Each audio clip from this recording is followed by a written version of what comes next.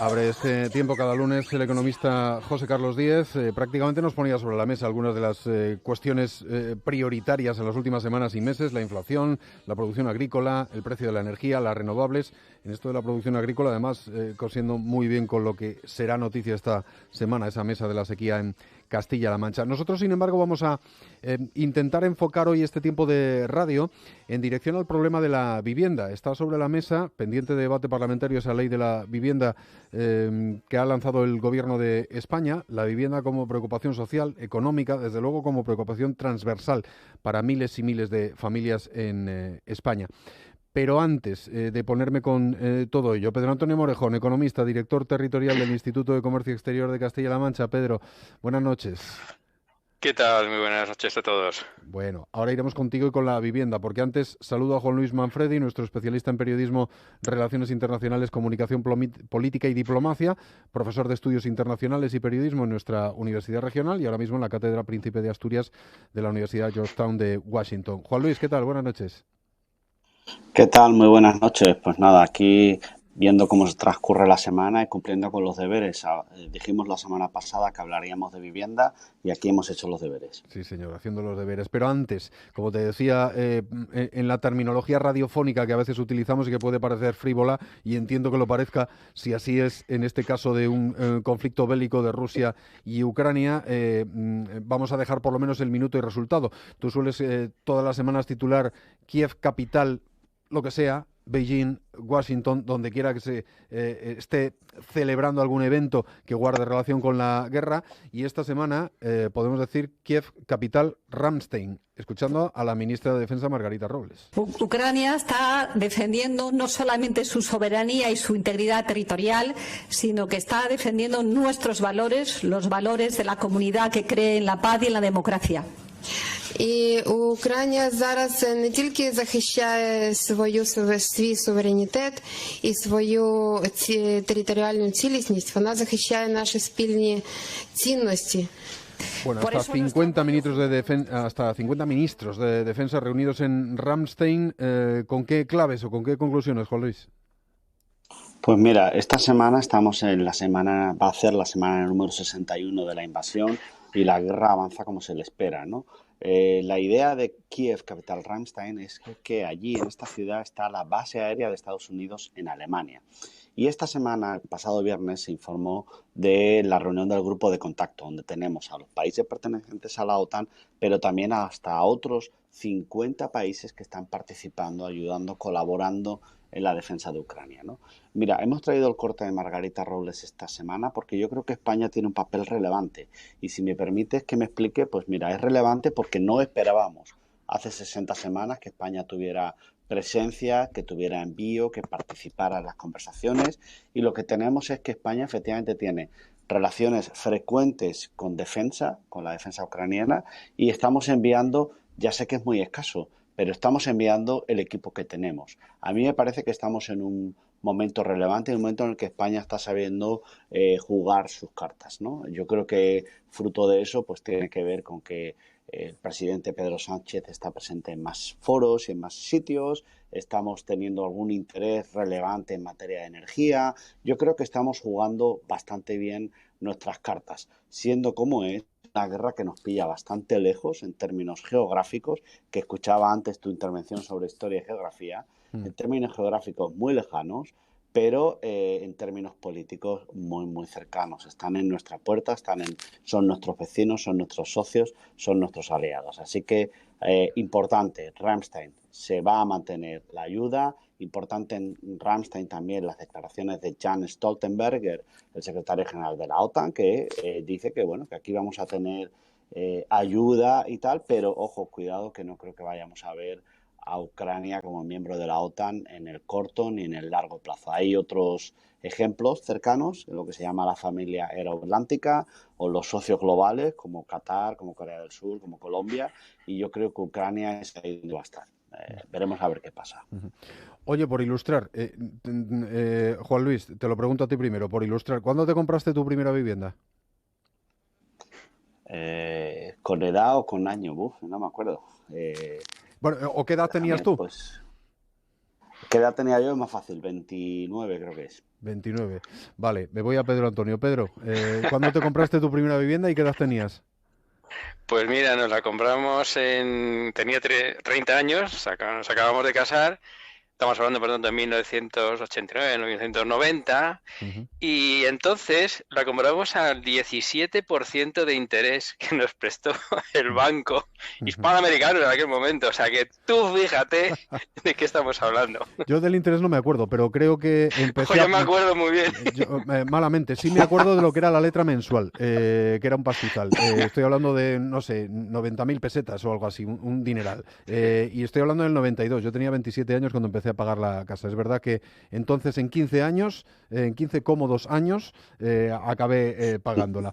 Bueno, sirva como introducción o para comparar de cómo era y cómo es el asunto de la vivienda. Nos decías, Pedro Antonio, que pocos sectores tienen tantos tentáculos económicos, derechos sociales, empleo, sistema financiero, connotaciones fiscales, es un bien refugio o puede ser desencadenante, como en algún caso reciente lo ha sido, de alguna crisis económica. Vivienda. A ver, implicaciones del sector vivienda o el sector inmobiliario en la política monetaria mundial. Ahora iremos a las experiencias internacionales, pero danos unas ideas generales de la importancia del sector vivienda y, bueno, de lo que está pasando también un poquito, aunque luego entremos al detalle en España. Tú fíjate que a tratar el sector de la vivienda es como un gran marrón. Todos los temas que comentaba José Carlos los tenemos diariamente, pero de la vivienda solo se habla previo a unas elecciones, porque es que es tan complicado, un tema muy difícil. Cuando los temas se mantienen mucho tiempo sin resolver, está sin resolver, es que no son fáciles. Es el primer comentario.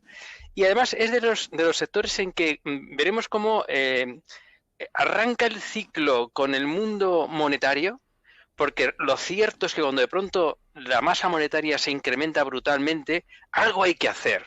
¿Y qué puedes hacer? ¿Comprar mucho pan? Muchos coches, da para lo que da. Sin embargo, la vivienda lo absorbe todo. Es decir, es tan brutal el costo que para una familia, para un ciudadano, supone adquirir una vivienda, la construcción, que de alguna manera absorbe toda esa base monetaria que de pronto un sistema financiero puede tener. Y hemos visto en el pasado y actualmente, y ahí va tu comentario, que de pronto se decide insuflar brutales cantidades de dinero en el mundo para que la máquina no se pare. Entonces, al final, toda esa cantidad de dinero suele acabar en el mundo inmobiliario, suele acabar en el mundo de la vivienda. Y le pones el caramelo al ciudadano de que no te preocupes. Mira, yo te voy a prestar un pastizal que vas a devolver. Nosotros lo devolvíamos en no muchos años, pero aquí te lo dan a 30 años, a 40. Yo no sé, cosas que no lo vas a pagar en tu vida. Y al final esa gran cantidad de dinero monetario se mete en el sector. Y cuando se mete en el sector, te encuentras con que alimenta muchas cosas. Alimenta pues el deseo de invertir, que no es para vivir. De hecho, las grandes burbujas se han generado porque la gente compraba vivienda sobre el papel, pero no para vivirla, sino para revendérsela a otro que a su vez pensara que iba a venir otro tercero que se le iba a comprar a un precio mayor y así hasta que de pronto te estalla la burbuja, te estalla el globo lleno de harina en la cara, ¿no? Y al final, ¿qué acaba? Pues todo este dinero lo necesitas obtener ¿de quién? De una entidad financiera. Tú ibas a tu banco, yo iba al mío, pagamos como podíamos esa letra tremenda. Entonces la financiación juega un papel también enormemente importante. Todavía se nos heló la sangre pensando que lo que pasó, la tormenta del otro día financiera con el Silicon Valley, era otra vez Lehman Brothers del 2008, ¿no? Porque es que lo teníamos muy reciente. España se recuperó 5 o 6 años después. Sí. Es decir, de pronto una masa monetaria brutal a nivel mundial, se mete en el mundo de la construcción y de la vivienda, alimenta el que los bancos cedan dinero, te llega a ti y te metes en una trampa brutal. Por lo tanto, a nivel internacional es el sector que más influye, que más imbricado está en el tema de, por ejemplo, la política monetaria mundial, que ahora mismo es los titulares. Una política monetaria que está atacando la inflación y que de pronto decide subir los tipos de interés y te pilla a ti con una deuda de no sé cuántos cientos de miles con un banco que te lo había ofrecido a un tipo de interés variable de nada, de un 0% más un poquito, y que ahora te encuentras con que te ha subido 4 puntos porcentuales y tú no sabes cómo salir de ese atolladero. Vamos a dejarlo por ahí por ahora. Sí, porque había otras implicaciones, o habría otras implicaciones que tú también apuntabas, como sería la política de suelo. Y esa sí también se puede fijar desde las administraciones, locales, regionales o nacionales. ¿Cómo tratamos el suelo? Sin duda. Yo creo que, fíjate, el tema de la vivienda tiene un elemento colateral que es justamente la gestión del suelo, lo que es el urbanismo, que no depende del banco, no depende de ti, pero que es tremendamente, que es clave para la determinación del precio. Es decir, un piso precioso en la mitad de la nada, sin comunicación, sin internet, sin una buena carretera, sin agua, sin servicios públicos, ¿eso qué vale? Nada. Lo que determina que de pronto el precio del suelo suba es cómo se gestiona ese suelo. Y eso lo hacen las administraciones públicas. Es decir, de alguna manera, la política pública es la gran determinante del precio del suelo. Y si yo te preguntara cuánto es el precio del suelo en relación con el precio de la vivienda, ¿es un porcentaje pequeño, grande? Pues es muy grande. Llega a ser hasta varias veces el precio de la construcción. Es más, el precio de la construcción es casi único. Es decir, vale lo mismo construir una casa en un pueblo de la Alcarria que en la mitad de Madrid, más o menos. No hay grandes diferencias. Lo que determina la gran variabilidad de precios es el suelo, que a su vez es la administración, las entidades públicas, la que inciden sobre ello con el urbanismo. Como vemos, por tanto, es una especie de maraña que hace que al final tengas grandes diferencias de suelo, lo veremos en el caso de España, que no lo determinan la construcción, sino cómo se gestiona ese suelo.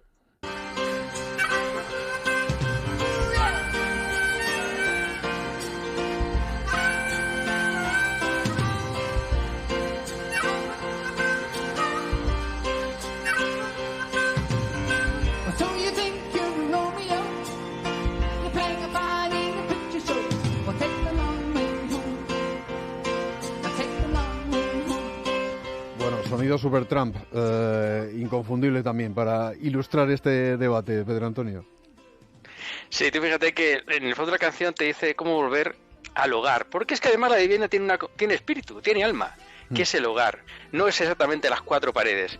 Y ese elemento de sensación de tus raíces, que viene a demostrar, que pone sobre la mesa la fantástica versión de Roger Hudson, hace que de pronto la vivienda tenga algo especial.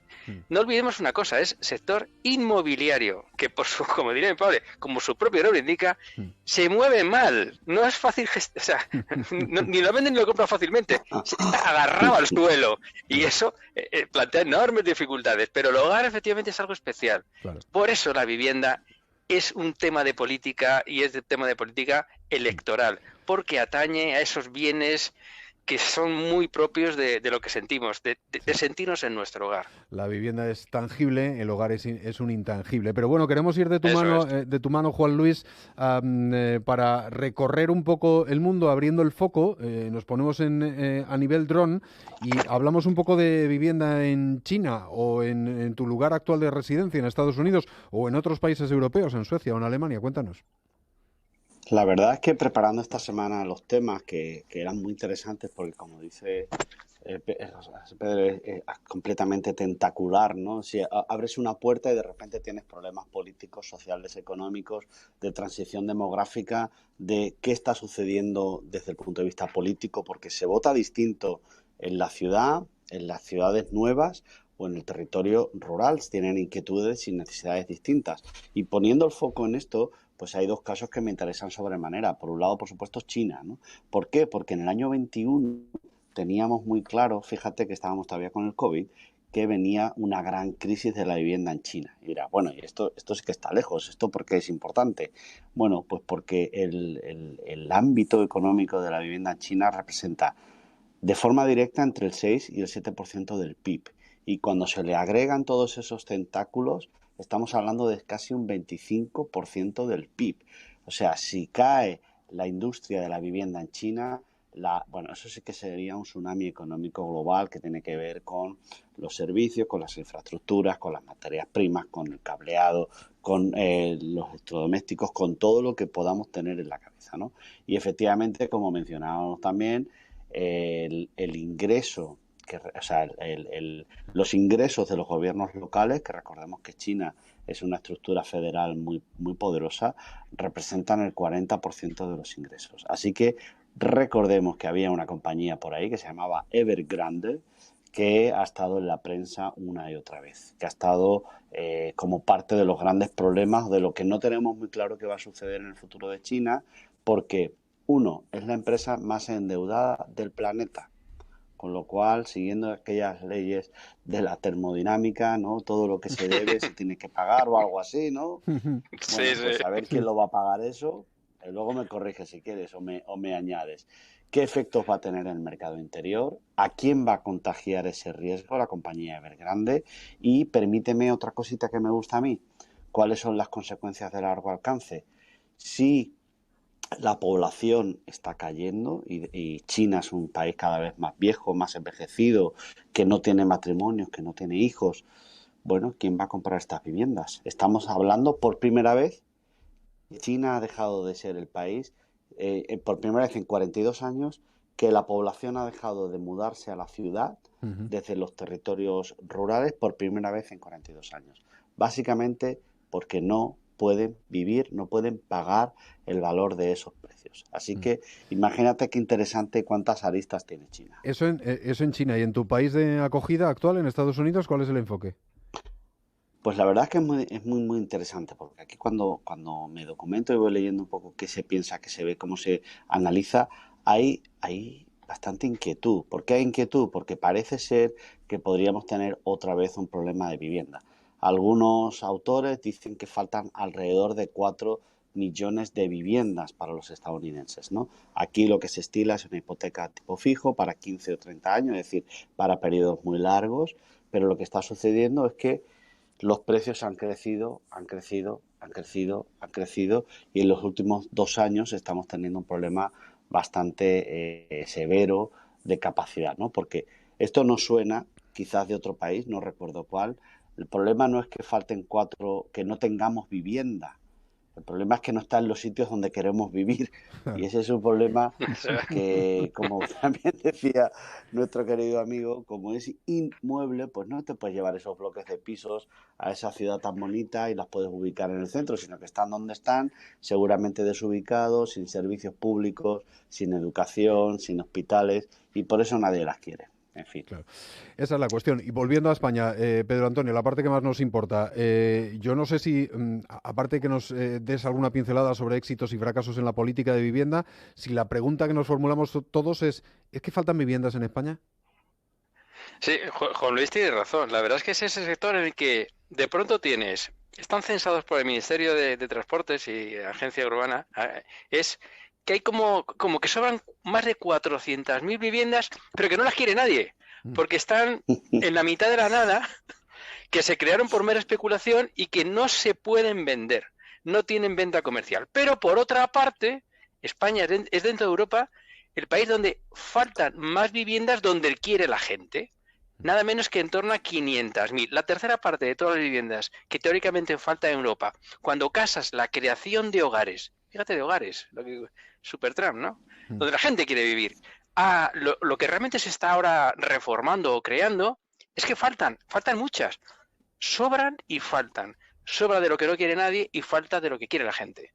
Y luego ahí aparecen los gobiernos y dicen, bueno, esto hay que gestionarlo, hay que controlarlo. Vamos a poner precios, vamos a topar, vamos a establecer límites. Bueno, si hemos dicho que el precio del suelo es lo más caro, pues ¿por qué no lo hacemos público?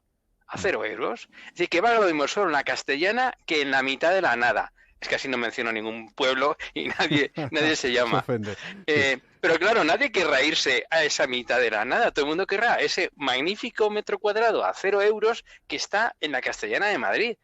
Al final eso se rompe, eso explota.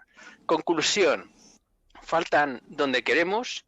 Hay un problema muy importante que solamente se pone sobre el tapete cuando hay elecciones por medio.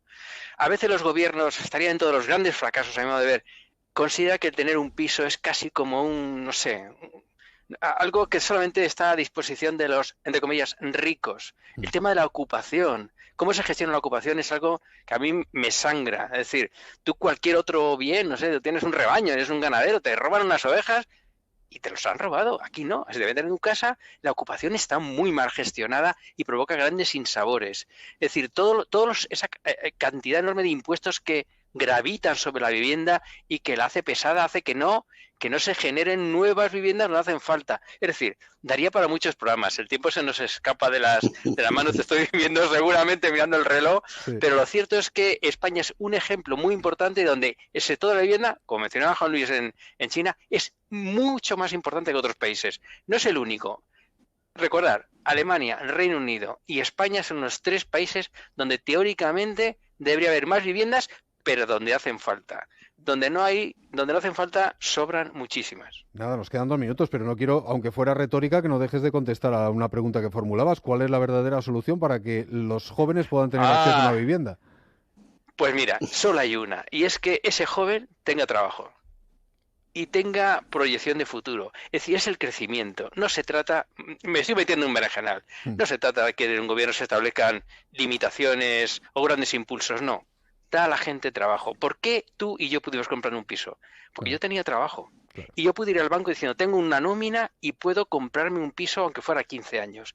Tener trabajo, tener empleo, crecimiento es la enormemente lenta solución, pero la única que hay. On est en France quand même, on n'est pas en Inde. On n'a même pas de lampadaire, même pas d'air pour les jeux, même pas de sanitaire. People see this as something freakish, something out of the ordinary, something kind of, bizarre. Bueno, la recomendación cultural de hoy, Juan Luis, también tiene que ver con esto.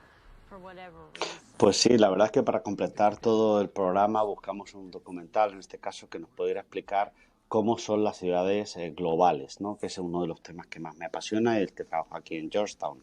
Porque las ciudades globales son bonitas, nos gusta ir a París, ir a Roma, ir a muchos sitios, pero hay que abrir el foco. Hay ciudades globales que están creciendo de otra manera y están creciendo y generando focos de desigualdad. Este documental, que se titula Bidonville, Architectures de la Ville Future, con dirección y guión de Jean-Nicolas Ornon, nos permite visitar esas otras partes de la ciudad que nunca queremos mirar, que son los extrarradios, los slums, los values, tienen muchos nombres, ¿no? En todos los continentes, en la India, en Marruecos, en Nueva Jersey, en Marsella, en Quebec, en todas estas ciudades encontramos estos arrabales donde viven gentes con enormes historias personales. Sí, señor. Bueno, pues así a lo tonto se nos ha ido estos 20 y tantos minutos de radio, casi con un monográfico sobre vivienda. Venga, lo dejamos aquí. Juan Luis Manfredi y Pedro Antonio Morejón, gracias a los dos. Fuerte abrazo, buena semana.